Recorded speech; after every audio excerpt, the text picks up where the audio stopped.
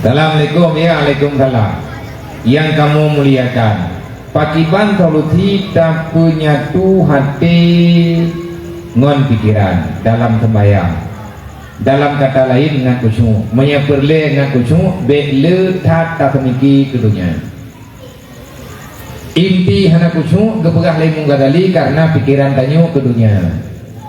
Pajan kusyuk, ino tabah dunya, ino kusyuk. Makiban cara paling kurang minimalkan kita sayang dan cinta terhadap hal duniawi.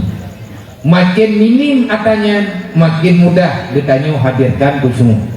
Maknanya kan hancur minta dunia tak minta, gimana tak minta tanya udip dalam dunia. Tapi jangan sampai itu dunia terbawa di dalam jiwa.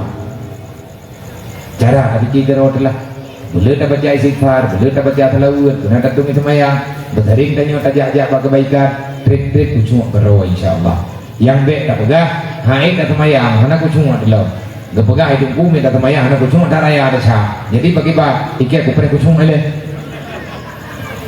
nya anak kupre, minta semayang dapat kucung.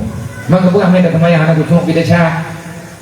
Ada dasar anak kucung, tapi dasar anak semayang sama sekalinya lebih raya, lebih enggak tak semayang terpaksa walaupun kusyuk gedanyo golok nyata daripada tayak dua tak pernah kusyuk anak tak semayang sama sekali awat mati ban tabuh jid ka neraka. Wallahu a'lam.